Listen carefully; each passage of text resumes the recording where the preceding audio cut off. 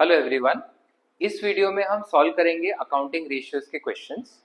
मेरा ये सजेशन है कि पहले आप पूरा वीडियो देख ले और कंसेप्ट समझ ले, उसके बाद वीडियो को रिप्ले करके आप साथ साथ में सॉल्व कर सकते हैं। तो चलिए शुरू करते हैं अकाउंटिंग रेशियोज के क्वेश्चंस।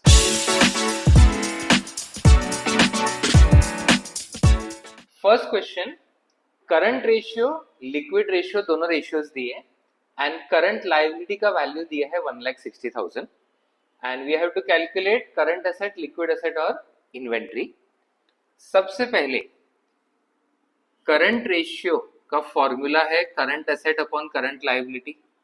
सो करंट रेशियो अगर 2:1 दिया है, मतलब करंट लायबिलिटी अगर 1 रुपी होगा तो करंट एसेट हो जाएगा उसका twice 2 rupees. So if current liability is 1,60,000, 2/1 is current asset upon current liability 1,60,000, तो इससे करंट एसेट आ जाएगा 3,20,000।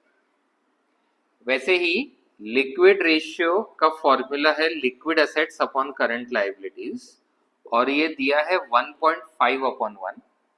सो 1.5/1 is equal to liquid asset पता नहीं बट करंट लायबिलिटी है 1,60,000, तो 1,60,000 इंटू 1.5 लिक्विड एसेट हो जाएगा 2,40,000।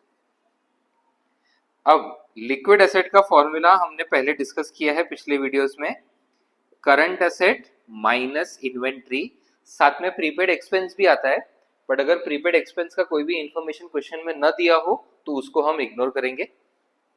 लिक्विड एसेट्स हमने ऑलरेडी निकाल लिया है 2,40,000, करंट एसेट्स ये भी हमने निकाल लिया है 3,20,000, माइनस इन्वेंट्री ये अभी कैलकुलेट हो जाएगा। सो इन्वेंट्री 3,20,000 माइनस 2,40,000 वैल्यू हो जाएगा 80,000।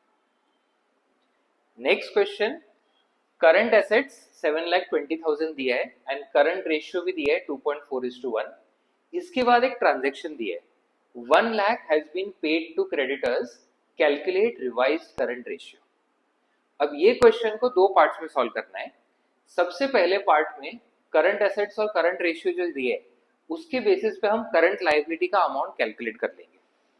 तो current ratio is current asset upon current liability which is 2.4/1। So 2.4/1 is equal to current assets दिया है 7,20,000, करंट लायबिलिटी पता नहीं, so 7,20,000 divided by 2.4, current liability का वैल्यू आ जाएगा 3 लाख। अब सेकेंड पार्ट में ये जो ट्रांजैक्शन है उसका क्या इफेक्ट होगा करंट एसेट करंट लायबिलिटी पे, वो हमको सोचना है।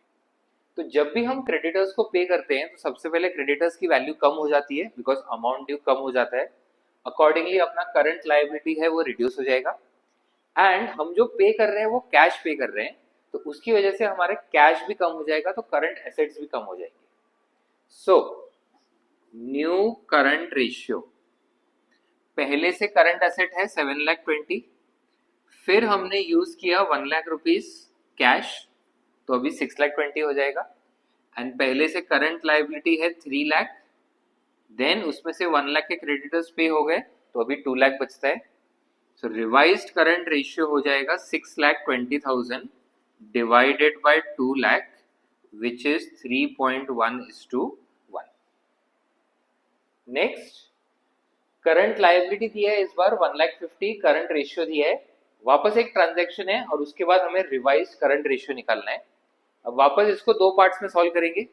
सबसे पहले करंट लायबिलिटी और करंट रेशियो यूज करके करंट एसेट्स कैलकुलेट करेंगे। So current ratio is current asset upon current liability, 2.2/1 दिया है। So 2.2/1 is equal to, current assets नहीं पता बट करंट लायबिलिटी पता है 1,50,000। अब 1,50,000 इंटू 2.2 तो करंट एसेट का वैल्यू हो जाएगा 3,30,000। अब जो न्यू करंट रेशियो है उसके लिए हम ये ट्रांजैक्शंस को एनालाइज करेंगे। गुड्स परचेज्ड ऑन क्रेडिट, जब हम गुड्स परचेज करते हैं तो सबसे पहले हमको गुड्स या इन्वेंट्री मिल रहा है, तो अकॉर्डिंगली हमारे करंट एसेट्स का वैल्यू बढ़ जाएगा।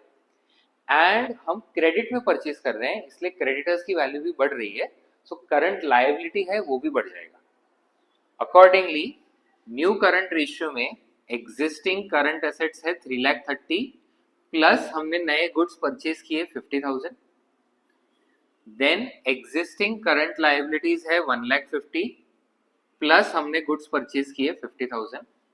So now 3,80,000 divided by 2 lakh, so answer हो जाएगा 1.9:1। सो ये हमारे क्वेश्चन सॉल्व हुए लिक्विडिटी रेशियोज या करंट रेशियो का।